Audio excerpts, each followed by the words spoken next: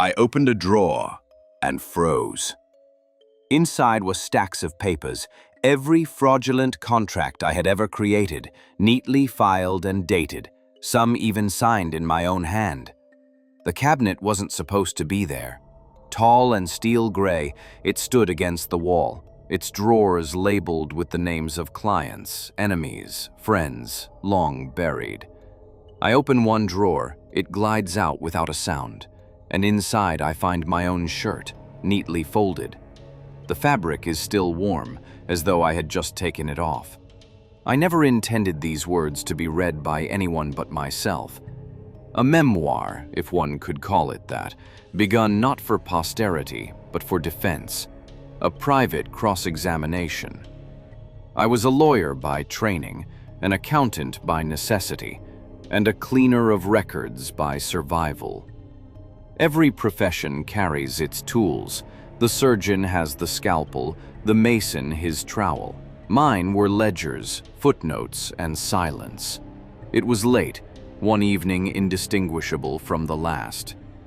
My office was a 3, computer humming like a patient on life support. I had been revising an old client's quarterly filings when I noticed it. A new folder on my desktop. Its name, in plain block letters, was Archive. At first I assumed fatigue had tricked me. I had not created it, I was certain. Yet there it sat, calm and unassuming, as though it had always been there. Inside were PDFs, dozens at a glance.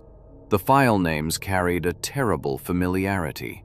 Case numbers, client initials, the shorthand I had once used in my own records. Curiosity sharpened into unease. I opened one. It was a scanned ledger, my formatting, my annotations, even my digital signature stamped across the bottom corner. But the dates were wrong. They did not align with memory or with reality. Transactions I remembered obscuring in 2004 were listed as amended just yesterday. A second file revealed the same pattern. A third made my hands shake. I closed the folder, shut down the machine, and sat in silence, listening to the faint buzz of cooling circuits. The archive was not mine, and yet it knew me. By morning, I convinced myself the folder was a trick of fatigue. Yet when the computer woke, the archive remained, patient as ever. I deleted it, emptied the recycle bin, even rebooted. For an hour, I thought I'd won. Then it reappeared, larger, with new files. Some bore the names of clients long dead. The timestamps were worse. Created yesterday, modified yesterday. I called IT, changed every password, ordered a partial wipe. Nothing helped. Probably user error, they said, but I knew better. I hadn't summoned these records, yet here they were, clean scans of cases I'd burned to ash years ago. One document froze me, a forgery I had crafted in secret to save a client. No one else had ever seen it. Still, the PDF displayed my formatting, my signature, as though some hidden clerk had filed it away. I began to suspect a rival, or perhaps an old client's heir, someone staging evidence to ruin me. The profession leaves a trail of enemies. Blackmail made sense. Revenge made sense. And yet, the archive felt different. It didn't ask for money. It didn't gloat. It simply grew, patient, inexorable, as though it had been waiting all along. Whoever built it, whatever it was, wanted only one thing. Sleep gave me no escape. In the morning, new papers lay across my desk. Neat stacks of printouts, though my printer was switched off. I touched the pages, half expecting them to dissolve. They were solid. The documents were a prosecutor's dream. Affidavits, audits, falsified contracts, each one implicating me. Many I recognized, real cases, real crimes, but others were unfamiliar, elaborate fictions that read as though I had authored them myself. I couldn't tell where memory ended and invention began. I shredded one stack, watching the teeth chew the pages to ribbons. When I returned later, a fresh pile had appeared, thicker than before. Some bore stains, as if handled by unseen hands. Each document carried my mark, my phrasing, my signature, even watermarks I used to disguise alterations. It was as if the archive knew me better than I knew myself. Worse, it seemed to be drafting a case, piece by piece, page by page. I tried to keep my composure, but every time I glanced at the papers, I saw patterns, exhibits numbered in sequence, arguments forming in the margins. It was not chaos, it was method. I had spent my life curating truths for others, but now the curation was turned against me. The archive was building something, and I was the evidence. I decided to fight back. Paper can be burned, drowned if it can't be shredded. I set the papers alight in a metal bin. The ashes curled, blackened, yet the text refused to vanish. Some words bled through the soot, shapes reforming like wounds that refused to heal. One night I tried tearing them by hand. The letters didn't fade, they crawled, rearranging themselves across the scraps. Worse, when I turned to another stack, fresh sentences had appeared, describing what I was doing as I did it. He tears the page. He bleeds on the margin. That was no metaphor. A paper cut opened on my finger, and before I could blot it, the blood vanished into the sheet. The ink shifted, glowing red, spelling out words I hadn't written. They were mine and not mine. A mirror that spoke before I moved. In desperation, I tried to test it.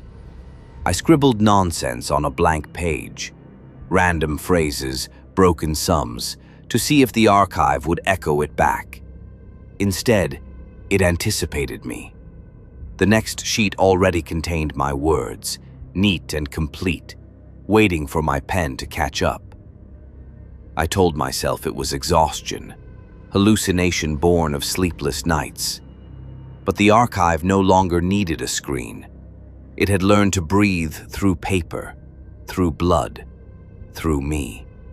And once it began writing alongside me, I could not tell where my hand ended and its hand began.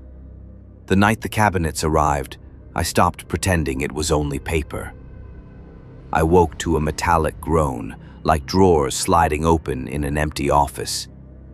In the corner of my study stood a filing cabinet, tall, gray, heavy as iron. Its handles glinted in the lamplight. I hadn't bought it. I hadn't carried it in. But it stood there, undeniable. Cautiously, I opened the top drawer. Inside were folders marked with familiar names. Every client whose records I had adjusted, each scandal I had buried. The papers were exact, down to the coffee stains and penciled margins I remembered making. Another drawer bore my own name. I hesitated before pulling it. Inside, the files were stranger. A shirt I had worn that morning, still warm to the touch. Photocopies of my journal entries, including the words I had written only last night, even a crumpled grocery receipt from the pocket of my coat. The archive was no longer preserving the past. It was recording the present, moment by moment, as if reality itself were being cataloged in real time. I slammed the drawer shut, but the sound only echoed, multiplying, until I realized other cabinets lined the walls. Identical, endless, patient. Each bore a label, each waited for me to look inside. I had always believed records served the living, but now I understood. Records could trap the living too. The cabinets multiplied until there was no corner of the house untouched. Then the papers began to spread beyond them, slipping loose like ivy, clinging to walls, floors, ceiling. I woke one morning to find the bedroom plastered in documents, my biography, line by line, stapled over paint and plaster. At first, the sheets told my story accurately. Cases won, lies buried, balances adjusted, but soon the narrative bent. Whole paragraphs appeared describing moments that had never happened, bribes I hadn't taken, clients I hadn't met, crimes that were convincing because they might have been mine. I tore them down, but fresh pages bloomed in their place, each stamped, numbered, cross-referenced. It was no longer random. It was a case file, growing by the hour, every room another exhibit. The house became a courtroom, with me at its center, accused and author all at once. I tried to resist, scrawled my denials across the margins, shouted my objections into the empty rooms, but each act of defiance was transcribed, polished, and returned to me as evidence. Even silence did not save me. Blank pages appeared declaring, "The defendant refuses to answer." There was no jury, no judge, only the archive itself, relentless and impartial. And I understood then. I was not merely living inside my home anymore. I was living inside my indictment. At the center of the storm, I found a single document waiting on my desk. Its title was plain, bureaucratic: The Life and Death of Joseph Wright. The pages were nearly complete, bound with a red ribbon as if already submitted. It traced my career, my compromises, every ledger I had doctored. The narrative was cold, precise, stripped of the excuses I had always told myself. Yet, when I reached the end, the final line was blank, waiting. I seized my journal, determined to write my own conclusion, a defense in my own hand. But as my pen moved, the letters twisted, neat and sterile, transforming into the archive style. My voice was overwritten in real time. I tried again, faster, scrawling nonsense, but the words aligned themselves into sentences I had not chosen. Each page of the journal became another exhibit, folded back into the growing file. Desperate, I tore at the draft, but every sheet I destroyed returned moments later, unblemished, slotted neatly back into order. It was not mine to alter. The archive had already decided. When I looked again, the blank line had been filled. Not in my hand, but in the same cold print that had devoured the rest. I had not written it, yet it carried my name. The memoir I had begun was gone, converted into a case summary, factual, detached, as though I had never lived at all. Only evidence remained. The final sound was the stamp, a heavy clack, final as a judge's gavel. On the last page of the draft, in block letters, appeared the mark: filed, closed.